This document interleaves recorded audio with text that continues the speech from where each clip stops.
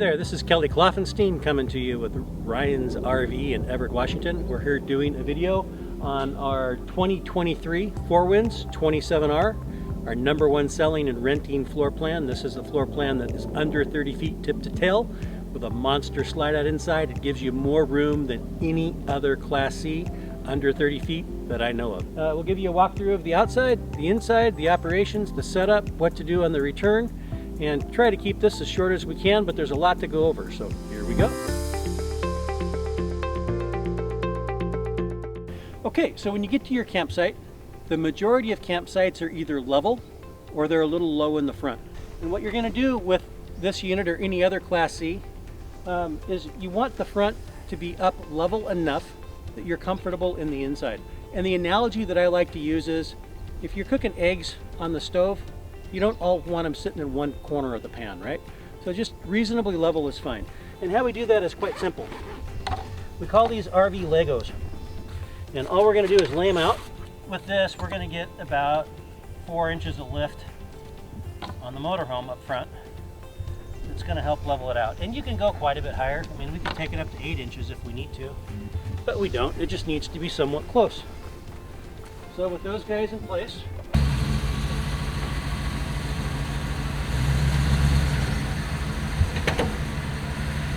we pulled it up on the blocks, set the emergency brake. Now, the only thing about these blocks that I tell people to be a little careful of is you do want the tire to be at least 75% on the block. And the reason that I say that is if the tire is only this much on the block and you've got a bunch of the tire hanging off the side, you can get tread separation. You might have a tire issue on the way home and nobody wants that. So you need to be at least 75% on the block. 19 out of 20 campsites, your hookups are going to be at the driver's rear. So you're going to notice back here that we've got 3 places for water to go. I've got city water connection. City water connection is where I'm going to hook up the hose if I'm camping in a spot that has water hookup. If I'm not in a spot that has water hookup, or I think that I'm going to be traveling for a few days on the road, not being in hookup sites, this is my water tank fill for water that I'm taking with me going down the road. When you pick up an RV from us, this is already full, and you don't need to bring it back full. It can be empty, that's okay. But we have it full for you when you pick up. On your city water connection, a couple of things that you need to know. We have included a freshwater hose, and this is a specially designed freshwater hose where it's coated on the inside, and it's not going to taste like a garden hose, and you're not going to smell like a garden hose when you get out of the shower. So we recommend that you use either our hose, or if you need an extension, that you get another freshwater lined hose. This piece on the end is a water pressure regulator. It's very important that you use a water pressure regulator unless you're in a circumstance where you can't, and we'll go over that with you on walkthrough. It just regulates the pressure of the water going into the motorhome. RVs are designed to have between 45 and 55 psi in the fresh water system. Much more than that, you're going to have fittings that leak, you're going to bloat the toilet valve, you're going to have some issues. If I were to just hook a normal hose up without a water pressure regulator, I'm going to have a big mess on the inside and it's going to ruin my trip. You never know what you're hooking up to. Please use the regulator. All right. The last thing that I want to talk about real quick is something you don't do. This one down here that says Santa Flush, we use that to flush the tanks out for winterization. Do not hook up a hose to that inlet, please. You will flood the inside of your coach from the toilet, and I don't think I have to explain why that's a bad idea. And since we're here, unleaded fuel only, minimum 87 octane. If you're in a place like California or Idaho where they sell 85 octane, absolutely not. You will cause engine damage. You will be responsible for engine damage. It's one of the first things that Ford checks when they have one of these motors fail, because these motors do not fail unless there's something abused. And finally, everybody's favorite is sewer hookup. So for us, we always have a sewer hose stuffed in the bumper. There is one in there. If you're in a full hookup site, and I will tell you that most campsites aren't full hookup sites unless you specifically book one that is, sewer would go from here, something in the ground that looks kind of like that. And we'll go over that when I talk about dumping on the way home. The last thing I'm going to do is I'm going to hook up the electricity. Power is up here. My power cord was was right where it was supposed to be. It goes on there and twists, and give that dial a little bit of a turn. A 3-prong cord that looks like this is a 30 amp hookup. All of our Class C's, all of our travel trailers are 30 amp hookup. At the park, you should be able to just plug in. Now, if you booked a full hookup site at a nice park, it may be a 50 amp outlet. They should tell you that when you book. If you know that you have 50 amp service, please mention that on walkthrough. We will give you an adapter that goes from 50 to 30 at no charge, and just ask that you return it when you bring the motorhome back. I'm ready to take the slide out and set up. So now let's go inside and we'll do that part.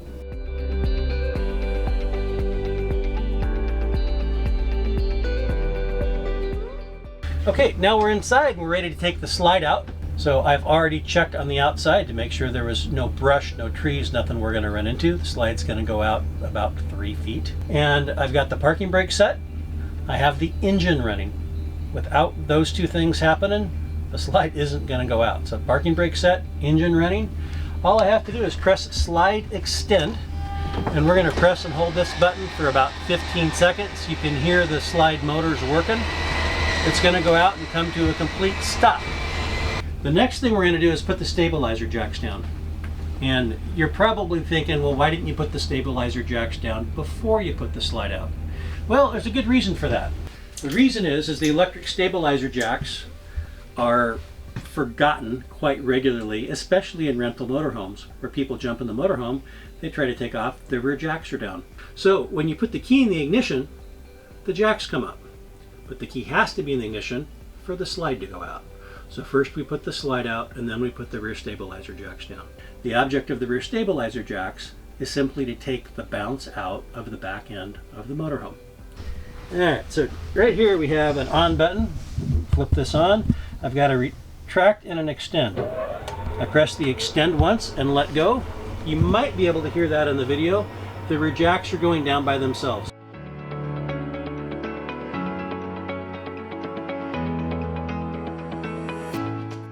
The awning does several things for us. If you're in the Pacific Northwest, it's going to keep your side of your motorhome from being all wet. You're not tracking wet leaves and grass in with you. If you're in Eastern Washington or it's the middle of summer, it's going to keep your motorhome quite a bit cooler because this whole side of the motorhome is now going to be in the shade all day. Now, I have to talk a little more about the awning. I'm not going to make a huge deal about this. Insurance will not help you with awning damage, and it is always the customer's responsibility. We will show you that the awning is intact when you pick up. You have to bring the awning back intact, or it's on you. That being said, I always use my awning when I'm camping, and I camp quite a bit. I'll use it most every day.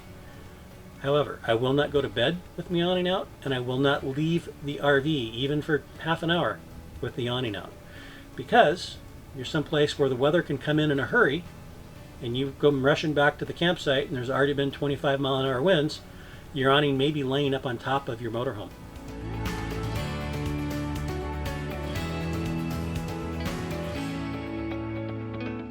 Most of our vehicles are coming in now with 12-volt only refrigerators. It's a much more efficient refrigerator than the one we had 20, 30 years ago in 12-volt. And if that happens, we have at least one solar panel on the roof that helps keep your batteries charged throughout the day. It's going to give you a digital reading right here of what your battery voltage is. Anytime it's over 13, that's charge voltage. That means we're either plugged in and the batteries are charging because it's plugged in. But as a general rule of thumb, if you're using your RV and you're in it most of the day, you need to charge your batteries 2 to 3 hours a day to keep your batteries fully charged. If your batteries go flat, everything will quit working. And I do mean everything will quit working. So batteries are kind of like a fuel tank. You need to put some fuel in them every day. So this is the main control panel for the house portion of the motorhome. And I'm going to go through everything here pretty quick. We already talked about the slide. These next two switches here are tank heaters. Unless you're using it in below freezing weather, those are off. Always leave those off. All they're going to do is steal power from you if you're plugged in. This next switch is water pump. The water pump is to pressurize the water that is in the water tank that you take with you going down the road. Once you hook up to a hose, you no longer need the water pump. Turn it off. If you don't have a hose hooked up, having the water pump on is the only way you're going to get water at your faucets and at your toilet. Water heater. I've got two options here. I've got the first one for LP gas, which is the one you're going to use 95% of the time. I also have one for a 110 volt option. The only time that you're going to use the 110 volt option is if you are in a park and you've got hookups, so you're plugged into a 30 amp outlet all the time, and you don't want to use your air conditioner. So there's a little light that says shore power fault. If you plug into a power source and that light comes on, it's just like you're not plugged in. The reason is that power source is wired incorrectly. And finally, the generator. So let's talk about the generator really quick. To start the generator, I press and hold the start button. And you're going to hear it turn over, and I'm going to give it about 5 seconds. I'm going to turn it back off just by pressing the stop button. Oftentimes when you hold that start button down for 5 seconds and it doesn't start, it's because the generator needs to be primed. When you turn it off, if it's been running for 15 minutes or longer, the fuel cooks out of that little bowl. In order to start the generator, I have to put fuel back in that bowl so it's getting fuel. And to do that, if I press and hold the stop button, you see the red light came on up above start.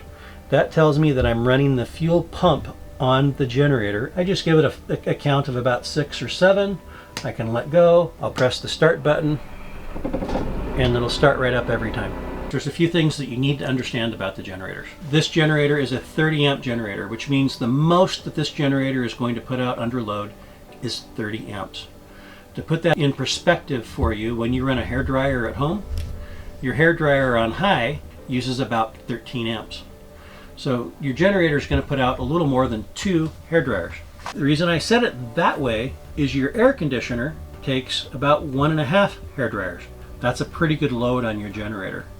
If in addition to that, I ask it to do something else that's equivalent to a hairdryer or more, which is anything that creates heat. Hairdryer, curling iron, coffee pot, microwave, anything with a big draw like that, an electric griddle, anything like that, in addition to the air conditioner, I'm overloading the generator and you're going to pop the breaker. And that's how all RVs are designed. The same thing is roughly true when I'm plugged into a campsite, because they're typically wired for 30 amp service. So if I've got my air conditioner on and I run my microwave for a couple of minutes, I'm going to lose all the power to the motorhome. When that happens, here's what I expect. Your air conditioner shuts off. Whatever other the appliance was that you were using also shuts off. When I look at my microwave lights, they're no longer going to be on. And that's the first thing that I want you to look at if you ever lose power. If they're on and something else isn't working, your coach still has 120 volt power coming to it. So it's either a breaker or you've blown the GFCI in the bathroom, it's something else. If my microwave lights aren't on, the power source is no longer delivering power. I've blown the breaker for the plug that I'm plugged into on the park pedestal. And you can usually reset that yourself without getting a hold of a ranger. Unplug your hairdryer or whatever the other device was, or turn off your air conditioner, go reset the breaker, you're back in business. If it's the generator, it's the breaker on the generator every time. It's not the breakers in here, it's the breakers on the generator. I'll show you that in just a minute. These generators are air cooled, they are not water cooled. The reason that's important, if you're one of our many customers that goes to an outside concert venue like the Gorge, understand that when you turn that generator off in 100-degree heat, you may not be able to restart it for 3 or 4 hours. The reason is when you shut it off, the generator actually gets hotter and it has a thermal cutoff switch.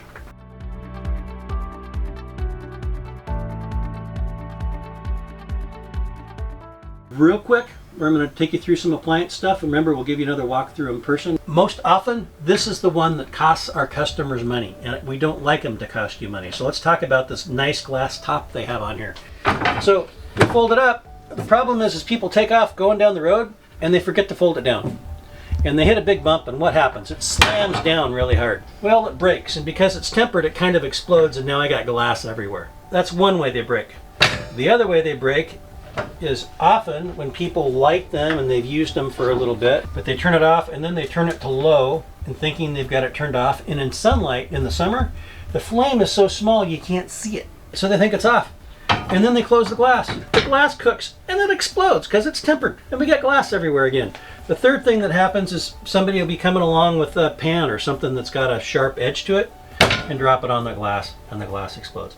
It's almost $250 for us to replace these glasses. This is a higher output burner than the last two, so if you're going to boil water, boil it on the front. Now we're going to talk about oven, and this is going to be a really short conversation because there's no oven anymore. We're deleting the ovens in these, and we're giving you a convection microwave. Let's talk about refrigerator. We're going to have two variations of refrigerators in our 2023s. I'm going to have some that are 12 volt electric only. This is a gas electric model, which is my favorite. I turn it on, I turn it to auto, so I get that auto light to come on. Once that happens, you're done. You don't have to do anything else with this guy for the rest of the trip. What auto will do for you is it will run it off propane while you're going down the road, while you're traveling, while you don't have a 110 source, either being plugged into an RV park or your generator running. If you plug into an RV park or you start your generator, after about 30 seconds, your microwave lights come on. This guy automatically senses that it's got an AC power source that turns off the propane and goes to power to save your propane. This is so efficient on propane that one tank of propane will run this refrigerator for over a month. So I don't really think it's a consideration for most of our clients to worry about using it on propane. And going down the road, it will keep the propane lit very efficiently, and it's safe to do. If your refrigerator isn't getting cold or it's freezing, it's probably because when you put things in or someone else putting things in knocked that loose. That's its temperature sensor. If that's hanging down, put it back. Otherwise, if you've got a refrigerator problem that isn't resolved by your turning it off, waiting 10 seconds and turning it back on, give us a call. We'll see what's going on. We can usually help you with that over the phone. Let's talk about climate control. We're back here in the bedroom of our motorhome, and this thermostat right here does both our heating and our cooling. You can use the furnace without a 110 power source. You simply turn this to heat, turn the thermostat up. The furnace is going to come on and it's going to blow cold air for about 30 seconds. And you're going to hear a snap, snap, snap, and a whoosh sound. That means the furnace is now lit on propane and it's putting out heat. That will blow heat until the temperature is reached whatever you have it set for. And then it's going to shut off and blow cool air for about 30 seconds just to cool the system down. And then it will shut off. It will repeat as necessary throughout the time that you have it on. To use either the fan in the air conditioner or the air conditioner cooling function, I have to be plugged in to a 30 amp power source. It has to be that big 3-pronged funny 30 amp extension cord. Anything else, you're going to blow circuits, you're going to melt wires, you're going to do something that isn't healthy for the motorhome and what you're plugged into. Now, if you're going to a park and they have Wi-Fi, you certainly can stream that to your iPad or to your laptop using one of your online services. These TVs all have HDMI inputs. There'll be a DVD player in here. You can simply unplug the HDMI cord from the DVD player, plug it into your laptop or plug it into your iPad, and stream whatever you want to watch on the TV. You'll notice I've got two brackets here. There is a ladder in the rear closet that clips into these so you can climb up and down safely. This is an oversized queen bed. It's longer than a queen. This dinette will fold into a bed. We'll show you this on walkthrough as well if you're going to use it. There's a lever under here right by my hand. I simply release that lever. I push down. It drops in. I move these cushions over, tuck the seat belts away, and it's a bed. The sofa. Give it a good pull. Now that's converted. The rear bed, on the other hand, is a king width bed. It's a little shorter than a full king, but it does take king sheets. That's what you're going to want to bring from home. It's very comfortable, and these mattresses are actually pretty good. We're in the bathroom here in the 27R, and I'm a pretty wide guy, so I make it look even smaller than it really is. I'll take you through a few things here really quick. Under the sink, when you pick up our rental, you're going to have some of these. Those are drop-ins, okay? Every time after you empty your waste tanks, after you dump your tanks, and we're going to cover that outside here in a minute, take one of those, just flush it right down the toilet. That's going to help break things up. It's going to keep things so they're not getting too stinky. Additionally, underneath the sink here, you'll have at least 6 rolls of toilet paper. It's RV toilet paper, okay?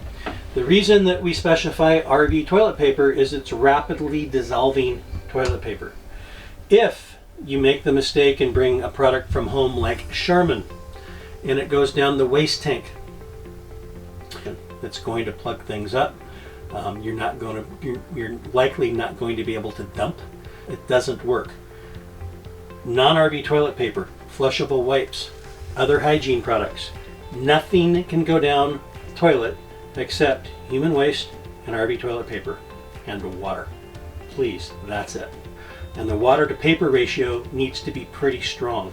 So you'll notice with an RV toilet, when they're at rest, there's virtually no water in the toilet. That's because you don't want to hit the brakes and have toilet water on the floor, right? So if you're going to go number 1, that's not a problem. If you're going to leave a deposit, you need to raise the water level in the toilet high enough that it's going to cover whatever deposit you're going to leave. So to raise the water level, we simply depress the foot lever just half an inch, and you're going to have water that comes into the toilet. The water level is going to raise. To flush it, I push it all the way down. Let's talk about the shower here for a minute. We've got a hot, we've got a cold. Everybody's got that part down. On the shower head itself, we have a shut-off. Everybody, that's pretty simple, on-off, right?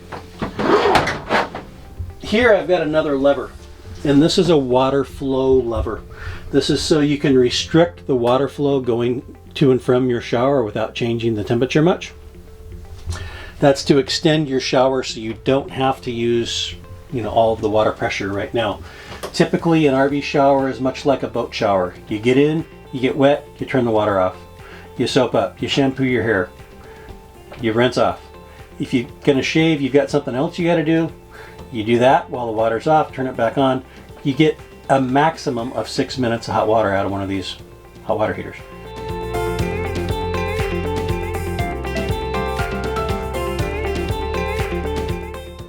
You got a smoke detector up here. If that's going off and you don't know why, you'll obviously figure it out. We've got a fire extinguisher right down here by the door. We all know what to do with that. If you don't, ask us on walkthrough. We'll show you the physical operation. There's a little brown detector with one green light on it. That is your propane and your LP detector. If you come into the motorhome and that's just going chirp, chirp, chirp, or it starts doing that in the middle of the night, as annoying as that is, it's not an emergency.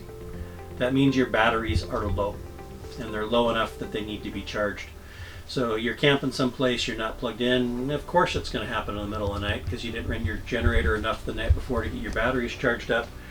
The only solution for you I have at 4 o'clock in the morning is to turn off your battery disconnect switch at the door, and it's going to shut off the fridge and your water pump and everything else, but it's going to let you sleep till you're ready to get up. When you're ready to get up, turn it back on, start the generator, get things charged up again. Now alternatively, if that starts screaming like a smoke detector on steroids, you have one of two problems. Either it's picking up liquid propane, which is highly unlikely, or most likely it's a carbon monoxide alarm. Typically, we get carbon monoxide alarms when you are in tight quarters with a bunch of other RVs and they're running their generator, or you've got your motorhome running with the door open and the wind is blowing the exhaust into the motorhome. For either one of those problems, the solution is the same. You need to change the airflow in the motorhome. The last thing I want to show you, safety related, is the breaker and fuse panel that's in here. This is not the first place you go, it's kind of the last place you go, but I do have some breakers here and some fuses. If the fuses are blown, you're going to have a light that comes on next to the fuse. All right. We get a light that comes on that tells you which fuse it is that's blown if it's a problem, and then breakers accordingly. Much more common to blow the breaker on the pedestal you're plugged into, or blow the breaker on the generator, or have somebody kick your cord outside. There's lots of other things that happen. That doesn't happen very often.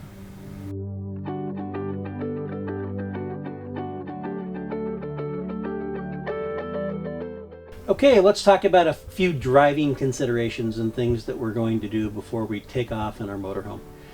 Before I put the key in the ignition, I've unhooked all of my utilities, I've put my cords away, I've put my hoses away. If I'm in a full hookup site, I've dumped my tanks. I've made sure that my awning is in. I've done a complete walk around the motorhome. If I've used those orange Lego blocks, I'm going to pull forward or back off of those, collect those, put those away. I'm going to make sure that all of my compartments are closed and latched, and the compartments that I have that open and can open all the way down and then hang down, those are all going to be locked with a key. And the reason is sometimes the latches will vibrate loose as I'm going down the road and those doors can open. If it's a door that swings up, worst case scenario, it's just going to flap in the wind and maybe I lose the cover off of something that I had in a storage compartment. If it's a door that flops down, it's now hanging down very close to the ground, and if I don't catch it right away while I'm driving, I'm going to come back with that door damaged or missing, and it's going to come out of my damage deposit. Then, these are all going to have a key like this that's the ignition key. I've got a purple key that's my door key. I've got a gray key that's my storage compartment key. And I've got a little plain silver key here. Sometimes this is a little black key. That only opens the outside shower compartment. Most of these have keyless entry. We all know how to start it up. My emergency brake's on. Things to be aware of when we're going to drive this motorhome down the road. One is this weighs about 3 times as much as a Toyota Camry or a typical passenger car in the United States. This guy weighs about 12,000 pounds. What that means for you is that you need to dramatically increase your stopping distance. Just know it's going to take you some extra time. Going down a steep hill or a mountain pass, especially in the heat, you want to be cognizant that you're not riding your brakes. So if you're going down a steep hill, I'm not constantly doing this. And you accomplish that a couple of ways. First is this tow haul switch right here. If I hit that, I get a little trailer light signal that comes on my tachometer. That's going to tell it that it needs to not use overdrive, and it's going to hold your downshift longer. The second thing I do is I don't keep my foot gently on the brake all the time, because that causes the brakes to build heat and it doesn't allow them to cool. So I'm going to have my foot off the brake when I need it. I'm going to slow the motorhome down 5-10 miles an hour, and I'm going to let off again. That pulsing action allows the brakes of the motorhome to stay cool. Not a huge deal on the 27s, it's a bigger deal on the 31s. It's a much bigger deal if you're towing a boat, jet ski, something that doesn't have trailer brakes. We do allow towing. There is a small tow charge. It varies based on what you're going to be towing. So that's the big driving part. The other things to remember is the size of the vehicle. We will ask you on your walkthrough what the height of the vehicle is. This is one of the ways we know if you really watched the video or not. Your overhead clearance is 12 feet. That's 4 meters if you go up into Canada. 12 feet is your overhead clearance. If you're going underneath something and it doesn't say at least 12 feet, you're going to come back at best without the air conditioner. So remember, 12 feet, and width, the actual width of the box of the motorhome is 8.5 feet wide. By the time I put mirrors on it so I can see out, I'm over 10 feet wide. Okay? So if I'm going down the highway and I come into road construction and there's more than 2 lanes of road construction, the far right lane has to be a minimum of 11 feet wide. It's usually 12 or 13. The second lane might only be 8 or 9 feet. So you don't want to be in the second lane, the lane toward the center, and you don't want to be alongside somebody in an oversized vehicle that's in the second lane and doesn't know any better. So just keep that in mind. Parking brake, it's just depressed with your foot, and the release is up underneath, kind of in front of where your left knee would be. Okay, that's all there is to it. Up above that, I have an emergency start switch that you probably can't see, but it's black with white lettering that says emergency start on it. If I go to start the motorhome and the motorhome won't quite turn over, if I press and hold that button, it will connect the batteries from the engine to the house momentarily, and you can jump yourself just using the house battery power. That's pretty cool. And the last thing to talk about is tail swing, and we may give you a little demo of that. What tail swing is, real simply, if I pull in and I'm in a gas station and I fuel up, and fuel on most of these is on the driver's side, and I go to take off, I don't want to turn my wheel hard right to take off and not worry about the left side. The left side is going to swing out from where the axle sits but the back end's going to swing over and actually swing over 5-6 feet and hit something because of the pivot point on the RV. You want to pull away gradually. This is also true in a campsite. Pull away gradually until I can see whatever the obstacle is well behind me. And the easiest way to tell that something is behind me is with the backup camera. Now I can see what's behind me. Headlights on these have automatic. If you leave it on auto, you don't have to play with them. Most everybody has seen that. I've got cruise control and audio controls here on the steering wheel. Please familiarize yourself with that thoroughly before you get on the highway. Emergency flashers are the last thing I'll talk about. Anybody with a European car, most all of them are very similar now, but flashers are here, not up on top of the steering wheel like they used to be. That's all for inside stuff. We'll finish up a little bit of the outside stuff. We're doing good.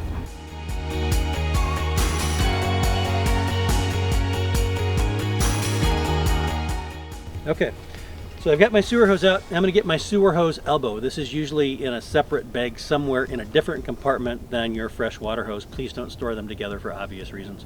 Sewer hose elbows have 3 different threads on them. The reason they've got 3 different threads is typically in RV parks you will find small, medium, and large holes. The holes are threaded. If you are in an RV park, they're going to require that you have a threaded connection, so it makes a nice seal. The hose just simply goes on and then snaps into place. And then we come to the other end, and I'm going to take the cap off of the sewer connection. Now, here's the tricky part. I don't know what's behind that cap. I don't know if the guy behind me got everything out when he dumped it before he put the cap back on. When I go to take that cap off, I'm going to take the cap off without my shoe underneath it, without my leg underneath it, without my hand underneath it, because I'm thinking that there's probably going to be some drips that come out of here and go there, and I hope it's just drips. Now, I take it off from up here, pull it out. Ooh, we got more than drips on this one. Somebody didn't do a good job when they dumped it. Got a little bit of TP in there. Not the end of the world. I don't have any on me. I'm going to get this on there tightly. Now, having said that,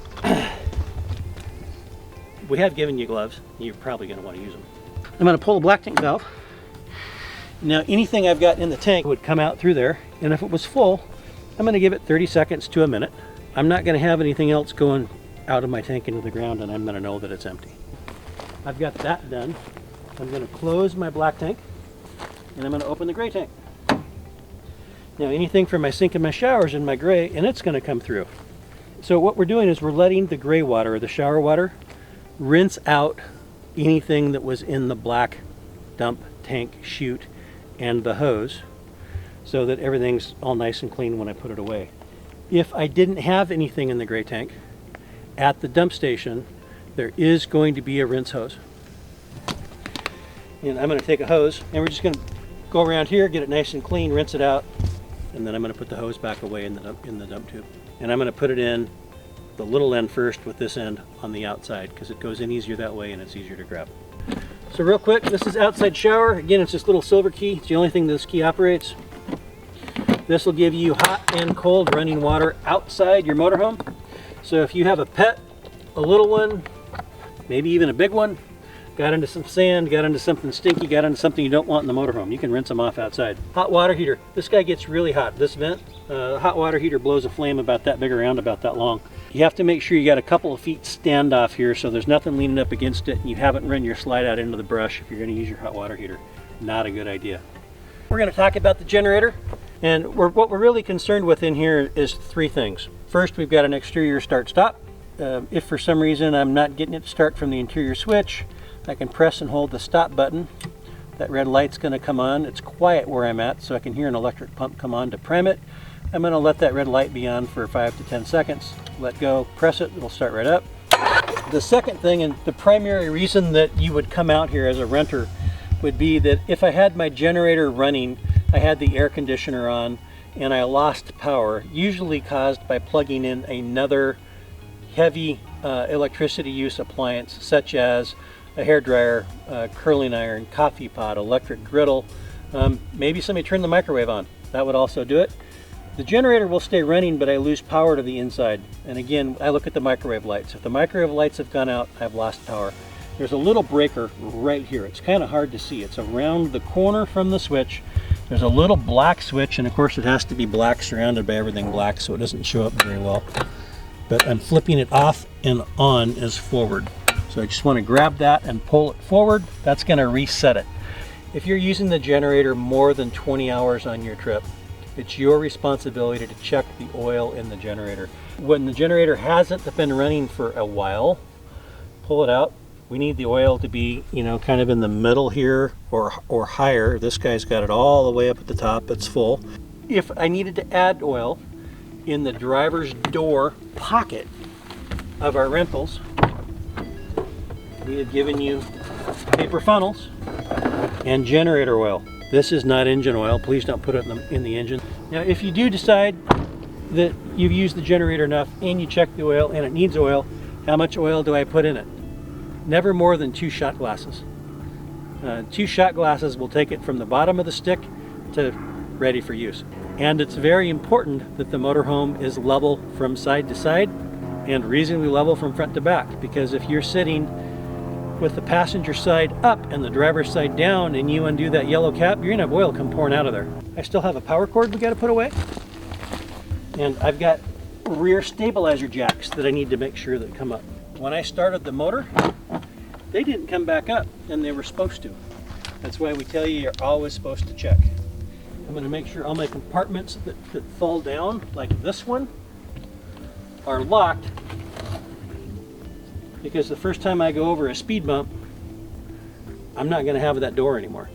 If you need to have your propane filled, or you're going to turn it off to get on the ferry, it's this compartment right here by the door. Otherwise, you can leave it alone.